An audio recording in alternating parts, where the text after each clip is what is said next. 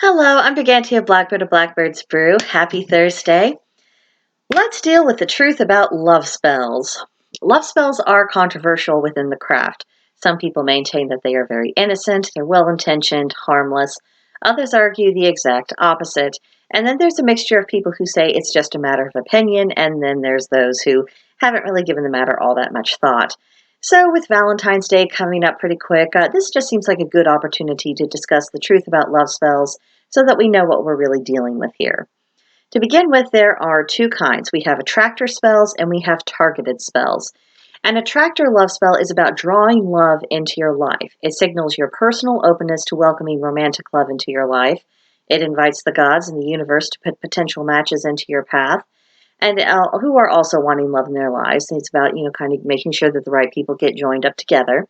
And it also helps prepare your life to make room for another person. What it doesn't do is target a specific individual. And if someone says they're not targeting someone, but within their heart of hearts, they actually do want to target someone specific, the universe is going to respond to the intention within your heart over your words. And then the spell is no longer an attractor spell, but it is a targeted spell. So let's talk a little bit more about targeted love spells. They have a specific object in mind, and the magic is directed to override the target's inclinations in order to bring them to the caster. Now, even that definition bears the hallmarks of dehumanization because it does not cause the parties to unite by mutual consent and in full knowledge of what they're doing. One person is deciding, and the other person is being compelled to comply. So a love spell does not actually create the emotion of love, nor does it awaken or bring to the surface pre-existing feelings. It's an argument that some practitioners have made, mostly in an effort to justify casting targeted love spells, but this is wishful thinking at best, and it's intentionally deceptive at worst. Magic does not create emotion, because our feelings are not just, energy to be manipulated and redirected at will. Our feelings, particularly genuine or romantic feelings, are a response to how we evaluate certain qualities and behaviors. So when we're falling in love, we're falling for the essence of that other person, and that's not something that can be forced or faked or compelled through a spell. Now, the most that a targeted love spell can achieve is to influence the target enough that it compels them to behave in a way that is consistent with how we expect someone who is in love to behave.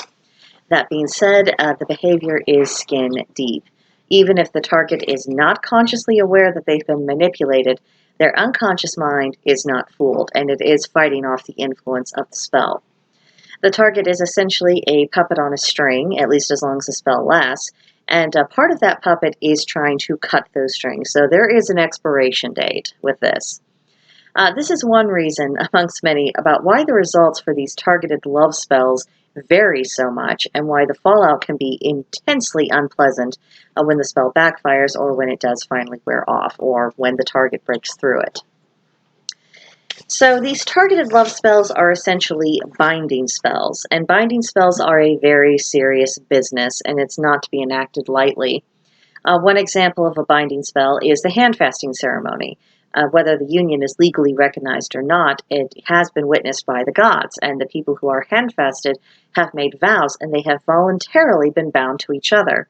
And this is why you'll find that there are hand parting rituals in the event that the couple divorces. It's necessary to undo the binding on the spiritual level, which is actually more important than any legal proceedings involved in dissolving the union, because as long as you have those magical ties still in place, you're still going to be essentially revolving and circling around each other. So that's something to bear in mind. Now, a second example of a binding spell comes in the form of as a severe punishment. It means cutting off someone's capacity to tap into their own magic, usually after certain abuses of power or severely endangering their coven. It's rare to hear of such things occurring these days, but it is something that has happened, and it is essentially a police action. Now, a third example is after gaining the patronage of a god and then performing a ritual in which you accept that patronage and acknowledge that you are in that deity's service and answerable to the god or the goddess to whom you are now bound. Now, I bring up these three examples because they exemplify what a big deal any kind of binding spell really is. We've mentioned marriage, magical punishment for crimes and the swearing to a patron god or goddess, this is not the small stuff in life. It is an abuse of power to try and bind someone to you without their consent, especially given the nature of romantic relationships. Now, the nitty-gritty of the ethical ramifications. It isn't comfortable to talk about, but it's important. As pagans and witches, we need to look at matters clearly, and we need to call things by their right names and not evade the reality of our actions. So let's begin with an acknowledgement that I think many people who have attempted so-called love spells that target a specific person have more than likely not connected all of the dots, and they've given very little thought to what their actions actually mean. Most of the time, I think people are not acting maliciously, not with malicious intent at least, and oftentimes they're not aware of the true nature of what they've done or attempted to do, and they would be absolutely horrified in the event that they realize it. Another factor to consider is how many pagans are out there on social media who actively discourage any kind of magical restraint. And they're generally speaking in favor of this. If you can do something and you want to do it, then that's a good enough reason. It doesn't matter what anyone else thinks. I'm sure you've encountered that. What this does is that it shuts down ethical discussions that practitioners of the craft need to have, and it automatically paints anyone who may suggest a standard or who puts forth an ethical proposition as a control freak and someone who should be automatically dismissed or who is a toxic influence on the community.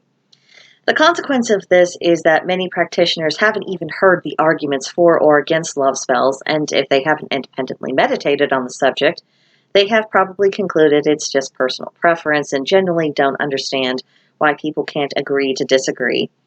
So I bring all of this up because this video should not be interpreted as a personal attack on anyone.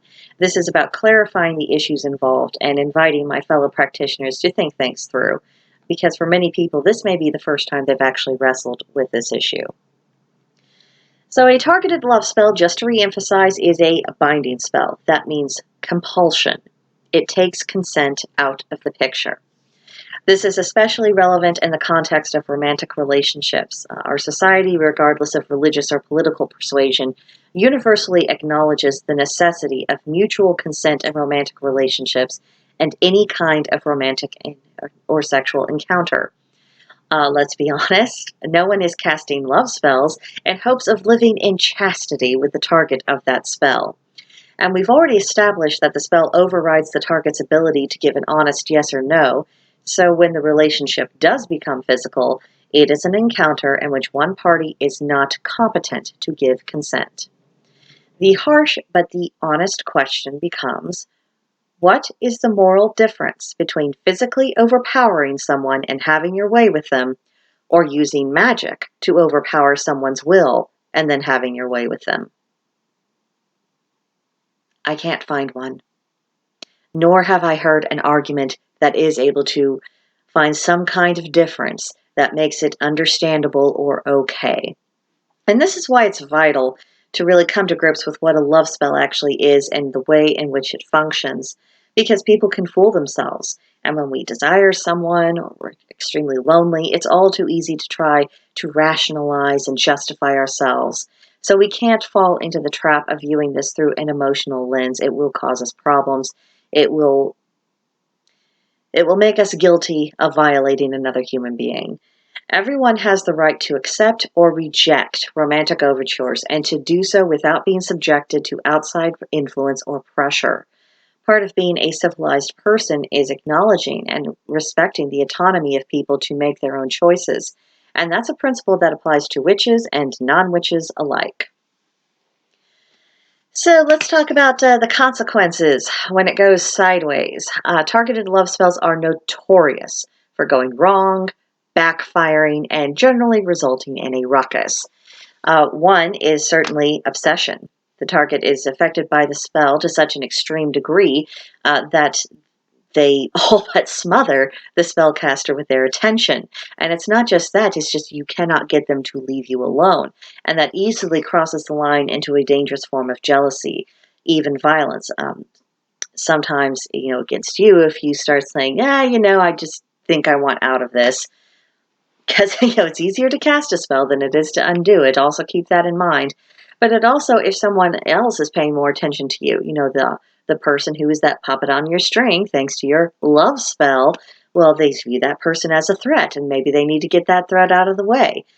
Think about this. I mean, I'm not saying that you're going to find yourself in the middle of an Agatha Christie story in which someone is killing someone else over love, but I am saying that spells of this kind, the binding spells, it can force such a degree of compulsion that people do things they wouldn't ordinarily do, and that does have the potential for violence, so we have no business ignoring this as a possibility. Second possibility when things go wrong with this is out-and-out rejection.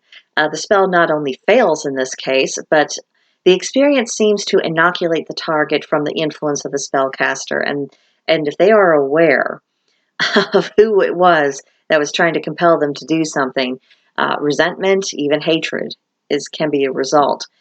And if such an event, if the target knows it was you, it's very rare for them to even be on civil terms and to throw trust out the window, because any possibility of forming a foundation of trust has already been completely destroyed. They will view you as someone who's going to be harmful to them because, let's be honest, you already were. Third possibility is just absolute chaos. And I'm not talking about good chaos. I'm talking about destructive chaos. When the target is thrown so far off balance because of the influence of the spell that their behavior becomes completely erratic. And if that happens, then self-destructive behaviors are a distinct possibility. And that carries with it a moral responsibility because, again, if you cast a spell on them, then you own the consequences of that, especially if they end up hurting themselves. So whether you agree or disagree with anything I said, I hope it has at least sparked some serious thought, and it has shed light on the true nature of love spells and what they can and cannot do. If you'd like to carry on with this discussion, please come see us at Blackbird's Brew. There's a link to join in the description box below. And in the meantime, please subscribe to the channel, leave a comment, like the video. I'll see you in the next one. Bye.